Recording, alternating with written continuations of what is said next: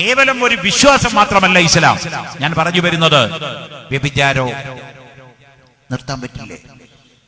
ഒരൊറ്റ മണിക്കൂർ വേണ്ട. ഇവിടെ നമ്മളത് പറയുമ്പോൾ അത് വർഗീയതയായി തോന്നിപ്പോകരുത്. വർഗീയത പറയല്ല. ഇന്ത്യക്ക് സമാധാനം വേണം. ഇന്ത്യയായി നിലനിൽക്കുന്നു. ഇന്ത്യ എന്നുള്ളത് ഫോർ എക്സാമ്പിൾ ഓൺലി. ലോകം തന്നെയാവട്ടെ, ഇസ്ലാമിനെ ഫോളോ ചെയ്യൽ മാത്രമേ മാർഗമുള്ളൂ.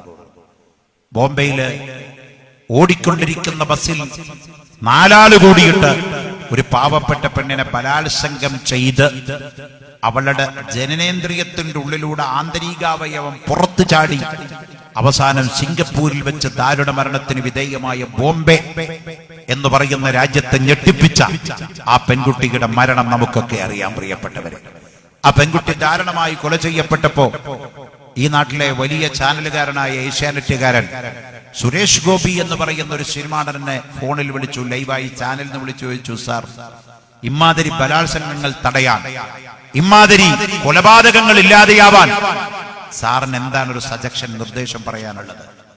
സിനിമാ നടനായ സുരേഷ് ഗോപിക്ക് പറയാനുള്ളത്, അദ്ദേഹം നരേന്ദ്രമോദിയുമായി ചർച്ച നടത്തിയ ആളാണ്, ഗുജറാത്തിൽ പോയി വന്ന ആളാണ്, അവിടെ ഇവിടേക്ക് പോയി ലോകപരിചയമുള്ള ആളാണ്, ഒക്കെ ഉണ്ട്. അദ്ദേഹം പറഞ്ഞു, എനിക്കൊറ്റ സജഷനേ ഉള്ളൂ, ഇവിടെ ഇസ്ലാമിക ഭരണം കൊണ്ടുവരണം, ഇവിടെ സൗദി അറേബ്യയെ ഫോളോ ചെയ്യണം, ഇവിടെ അറേബ്യയിലെ ഗൾഫ് നാടുകളെ ഫോളോ ചെയ്യണം. ഇവിടെ സുരേഷ് ഗോപി വിളിച്ചു പറഞ്ഞു. ആർക്കും പരാതിയുണ്ടായില്ല. അതൊരു തലയെക്കെട്ടും താടിയും വെച്ച മുസ്ലിയാരാണ് വിളിച്ചു പറഞ്ഞതെങ്കിൽ മുസ്ലിയാർ വർഗീയത പറഞ്ഞു, പ്രകോപനപരമായി പ്രസംഗിച്ചു എന്ന് പറഞ്ഞ് കേസെടുത്തേനെ. പക്ഷെ ആള് സുരേഷ് ഗോപി ആയതുകൊണ്ട് ആർക്കും പരാതിയില്ല. അതിന്റെ മുമ്പേയും പറഞ്ഞു, സാക്ഷാൽ മഹാത്മജി പറഞ്ഞു, ഇന്ത്യയിൽ സത്യസന്ധമായ ഭരണം നടത്താൻ ആം ആദ്മി പാർട്ടിക്ക് സാധ്യമല്ല. I definite, I guarantee, I warranty. ഒരു പാർട്ടിക്കും സാധ്യമല്ല. അരവിന്ദ് കെജ്രിവാളെ പോലെ 1000 കെജ്രിവാൾ വന്നാലും ഇവിടെ സാധ്യമല്ല. കാരണം എന്താണെന്നറിയോ? ഇവിടുത്തെ നിയമവ്യവസ്ഥിതികളും ഇവിടുത്തെ കാര്യങ്ങളും അത് നിലക്കാ കിടക്കുന്നത്. അതുകൊണ്ട് ഗാന്ധി പറഞ്ഞത് കോൺഗ്രസ്സുകാരോട് നിങ്ങളെല്ലാം ഇറങ്ങിയിട്ടൊരു നല്ല ഭരണം ഉണ്ടാക്കൂന്നല്ല പറഞ്ഞത്. ഗാന്ധി പറഞ്ഞു, ഞാൻ ഇവിടെ ഒരു ശുദ്ധമായ ഭരണം ഇവിടെ വരണമെന്ന് ആഗ്രഹിക്കുന്നുവെങ്കിൽ നെഹ്റുവിന്റെയും അംബേദ്കറുടെയും മുഖത്ത് നോക്കിയിട്ട് പറഞ്ഞു, ഉമറിന്റെ ഭരണം ഇവിടെ കൊണ്ടുവരണം, ഉമറിന്റെ ഭരണം ഇവിടെ ഫോളോ ചെയ്യണം. ഉമറിന്റെ ഭരണത്തിനുള്ള പ്രത്യേകത എന്താ? ബലാത്സംഗം ഉണ്ടാവില്ല. ഓടുന്ന ബസ്സിലല്ല, നടന്നുപോയാലും 12 മണിക്ക് ഒരു പെണ്ണിതിയാനെ ഷെഡിടാതെ നടന്നുപോയാലും ഒരുത്തന്റെയും കണ്ണ് അങ്ങോട്ട് നോക്കില്ല, പൊന്തത്തില്ല. സാധനം എന്താണെന്നറിയോ? ശിക്ഷ എന്ന് പറഞ്ഞാൽ കോയിത്തോളിലുകൊണ്ട് തൊടുന്നതായി പോകരുത്. നമ്മുടെ നാട്ടിലിപ്പുള്ള കുഴപ്പതാ, ശിക്ഷിക്കപ്പെട്ടവനൊക്കെ പർദീസയിൽ സരിത വിലസുന്ന പോലെ വിലസുകയാണ്. കണ്ടില്ലേ? ശിക്ഷിക്കപ്പെട്ടവരൊക്കെ വലിയ വലിയ VIP-കളാണ്. അവർക്ക് ഫോൺ കൊടുക്കുന്നത് DYSP, സാരി തിരുമ്പി കൊടുക്കുന്നത് IG, കൂടെ കൊണ്ടേ നടക്കുന്നത് VIPs. അതാണ് ജനാധിപത്യം. എന്റെ പ്രിയപ്പെട്ട സഹോദരന്മാരെ, അതുകൊണ്ട് ഇസ്ലാം മതം ഉമറുൽ ഫാറൂഖ് റളിയല്ലാഹു അൻഹുവിന്റെ ഭരണം ഇവിടെ വേണമെന്ന് ഗാന്ധിജി പറഞ്ഞത്. വ്യഭിചാരം ഇവിടെ ഉണ്ടാവില്ല, അഴിമതി ഉണ്ടാവില്ല, കറപ്ഷൻ ഉണ്ടാവില്ല. ഇസ്ലാം ലോകത്ത് ഒരു മഹത്വമായിരിക്കുന്ന മതം ഭരണം കാണിച്ചു കൊടുത്തു. ഉമർ ഇബ്നുൽ ഖത്താബ് റളിയല്ലാഹു അൻഹു കാണിച്ചു കൊടുത്തു. അത് മനസ്സിലാക്കിയിട്ടാ ഗാന്ധിജി പറഞ്ഞത് ഇന്ത്യയിൽ ഇസ്ലാമിന്റെ ഉമറിന്റെ ഭരണം വേണമെന്ന്. മദീനയിലെ ഖാദി, മദീനയിലെ ചീഫ് ജസ്റ്റിസ്, മദീനയിലെ ഭരണാധികാരി എല്ലാം ഉമറുൽ ഫാറൂഖാണ്. അതാണ് ഇസ്ലാമിന്റെ പോളിസി. കേട്ടോ, എന്റെ ഉസ്താദുമാർ ഇവിടെ വാത് കേൾക്കാൻ വന്നിട്ടുണ്ട്. അവരോടാ എനിക്ക് പറയാനുള്ളൊരു കാരണം, നമ്മൾ കേവലം ഉസ്താദുമാരായി ചടഞ്ഞു ഒതുങ്ങി കൂടിയിരിക്കേണ്ടവരല്ല. ഉസ്താദ് എന്ന് പറഞ്ഞാൽ പള്ളിയിൽ 24 മണിക്കൂർ ഇരിക്കുന്നത്, അവിടെ പള്ളിയിൽ ബാങ്ക് വിളിച്ച്, അവിടെ പള്ളിയിൽ ഇമാമ് നിന്ന്, ആ അട്ടിപ്പാത്രത്തിൽ കൊണ്ടുവരുന്ന ചോറും തിന്ന്, സർവ്വ കൊളസ്ട്രോളും അതുപോലെ തന്നെ ഷുഗറും പ്രഷറും അറ്റേക്കൊക്കെ തോളിലേറി ഒരു മന്ദബുദ്ധിയായി ഒരു പള്ളിയുടെ മൂലയില് ഫാലു പറഞ്ഞിട്ട് ആദ്യം മുതൽ അവസാനം വരെ അവിടെ ഹോമിച്ചിരിക്കണമെന്ന കൺസെപ്റ്റ് ആരാരുണ്ടാക്കിയതെന്ന് ചോദിച്ചാൽ ലാദിരി, ഐ ഡോണ്ട് നോ, എനിക്കറിയില്ല. അത് എവിടെ നിന്ന് വന്നു എന്ന് ചോദിച്ചാൽ ഇസ്ലാമിക പ്രമാണങ്ങളിൽ ഒന്നും അതിന് സ്ഥിരതയില്ല. ഹബീബ് മുഹമ്മദ് റസൂലുള്ളാഹി തങ്ങളാണ് ലോകത്തെ മുസ്ലിയാക്കന്മാരുടെ നേതാവ്. റസൂലുള്ളാഹി ആരായിരുന്നു? മദീനയിലെ ഭരണാധികാരി, മദീനയിലെ ചീഫ് ജസ്റ്റിസ്, മദീന പള്ളിയിലെ ഇമാം. മരിക്കുന്ന സമയം വരെ പനി പിടിച്ചുകൊണ്ട് തന്റെ ശരീരം തളർന്നുകൊണ്ട് ആയിഷയുടെ വീട്ടിൽ അല്ലാഹുവിന്റെ റസൂൽ സഫർ മാസത്തിൽ പനി പിടിച്ചുകൊണ്ട് റെസ്റ്റ് എടുക്കുന്ന സമയം വരെ ഭരണാധികാരിയാണ്, ചീഫ് ജസ്റ്റിസാണ്, കമാൻഡറാണ്, സർവ്വസൈന്യാധിപനാണ് റസൂലുള്ളാഹി തങ്ങള്. പോരാ, മദീനത്തെ മസ്ജിദുൻ നബവിയിലെ മുറതെറ്റാതെ ജമാഅത്തിന് ഇമാമതിക്കുന്ന പള്ളിയിലെ ഇമാമാണ്. ഒരൊറ്റ വഖത്ത് ജമാഅത്ത് റസൂലുള്ള തെറ്റിക്കുന്നില്ല. അവസാനം പനി പിടിച്ചുകൊണ്ട് അള്ളാന്റെ റസൂലിന് പള്ളിയിൽ വരാൻ കഴിയാതെ വന്നപ്പോ ബഹുമാനപ്പെട്ട അലിയാരുടെ തോളിലും മറ്റൊരു സഹാബിയുടെ തോളിലും തൂങ്ങിയിട്ട് അള്ളാന്റെ റസൂല് സുബഹി നമസ്കാരത്തിന് ഇമാമതിക്കാൻ വേണ്ടി പള്ളിയിലേക്ക് കടന്നുപോയ സംഭവം ഹദീസിന്റെ കിതാബുകളിൽ രേഖപ്പെടുത്തി വെച്ചിട്ടുണ്ട്.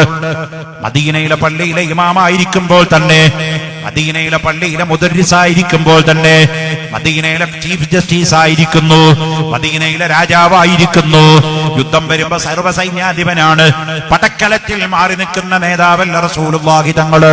ഉഹദ് യുദ്ധത്തിൽ സഹാബത്തിന്റെ കൂടെ നിന്നുകൊണ്ട് പടപൊരുതിക്കൊണ്ട് അള്ളാന്റെ റസൂലിന്റെ മുൻപല്ല് പൊട്ടിയ ചരിത്രം നമ്മൾ കിതാബുകളിൽ വായിച്ചിട്ടുണ്ട്.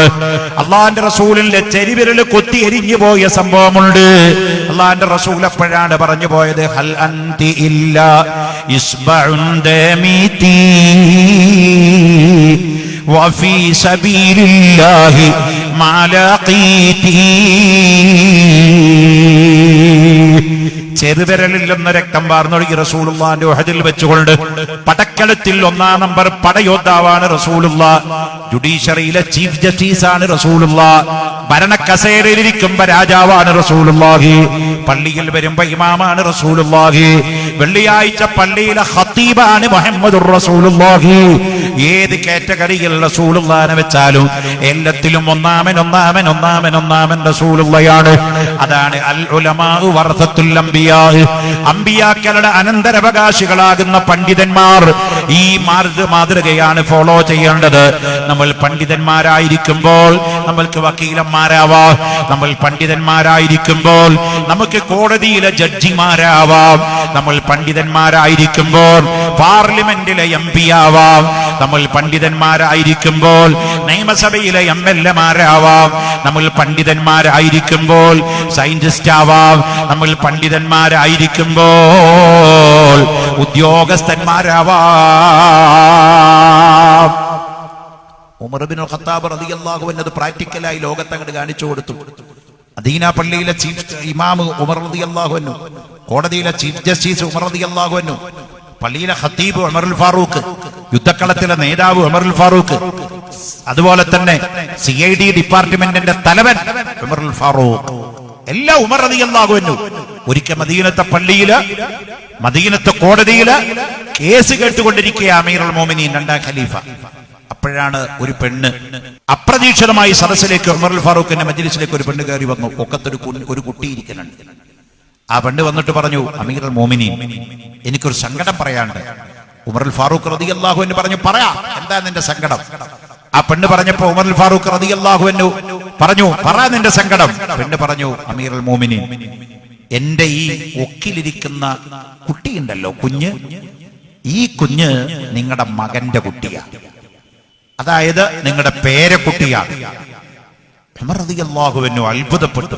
എന്റെ മകൻ അബ്ദുല്ലാഹ് ഇബ്നു ഉമർ, ഹദീസ് പണ്ഡിതൻ, അല്ലാഹുവിന്റെ റസൂൽ യാ ബുനയ്യ ലാ തൻസാനി ഊസികും ബിദ്ദുആ എന്ന് ഉംറക്ക് പോകുന്ന സമയത്ത് റസൂലുള്ള ദുആ കൊണ്ട് വസിയത്ത് ചെയ്ത അബ്ദുല്ലാഹ് ഇബ്നു ഉമർ, ആ അബ്ദുല്ലാഹ് ഇബ്നു ഉമറിന്റെ മകനോ അബ്ദുല്ലാഹ് ഇബ്നു ഉമർ, ഉമറുൽ ഫാറൂഖിന്റെ മൂത്ത മകൻ.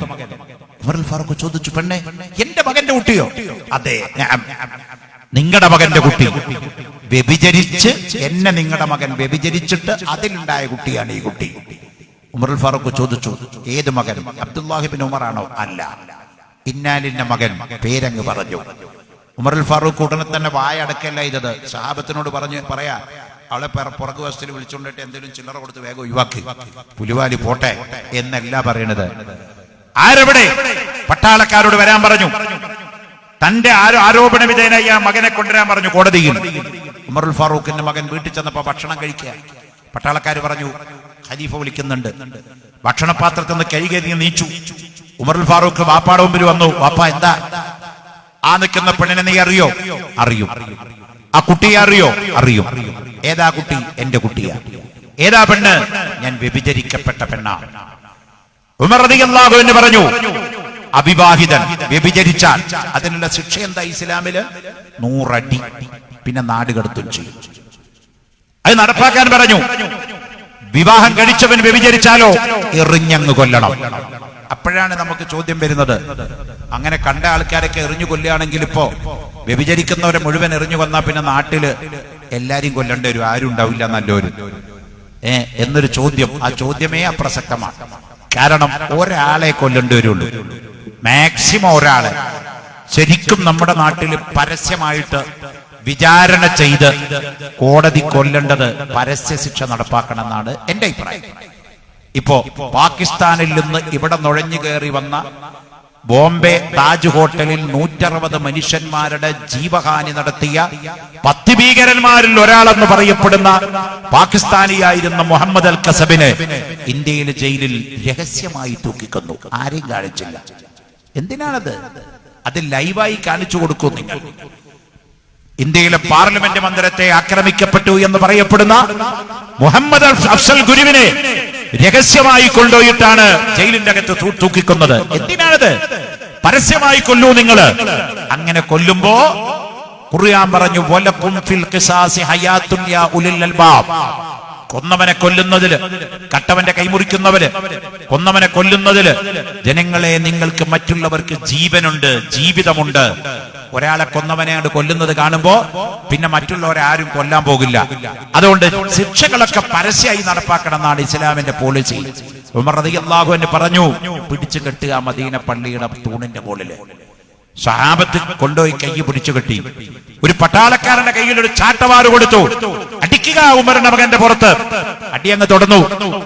അടി തുടർന്നപ്പോൾ ഉമറുൽ ഫാറൂഖ് റളിയല്ലാഹുവിന്റെ മകൻ നിന്നുകൊണ്ട് വിയർക്കുകയാണ്, നിലവിളിക്കുകയാണ്, കരയുകയാണ്, പറയുകയാണ്, പിതാവേ, അടിയുടെ കാഠിന്യം സഹിക്കാൻ പറ്റുന്നില്ല, എന്റെ പുറത്തുനിന്ന് രക്തം ഒഴുകി ഒലിക്കുകയാണ്, എനിക്കാണെങ്കിൽ ദാഹിച്ചുകൊണ്ട് നിൽക്കാൻ പറ്റുന്നില്ല, ഞാൻ പരവശനാണ്, അതുകൊണ്ട് കനിവ് കാണിക്കണം പിതാവേ.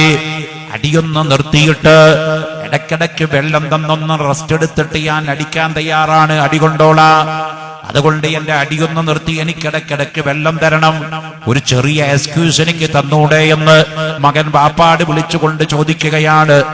ആ സമയത്ത് ഉമറുൽ ഫാറൂഖ് റളിയല്ലാഹു അൻഹു മകന്റെ മുഖത്ത് നോക്കിക്കൊണ്ട് പറയാണ്, മോനെ, അല്ലാഹുവിന്റെ റസൂലിന്റെ ഹയാത്ത് കാലത്ത് മദീനത്തെ പള്ളിയില് ഇതുപോലെ വ്യഭിചാരിയെ തല്ലുന്ന ശിക്ഷയ്ക്ക് ഉമർ സാക്ഷിയായിട്ടുണ്ട്.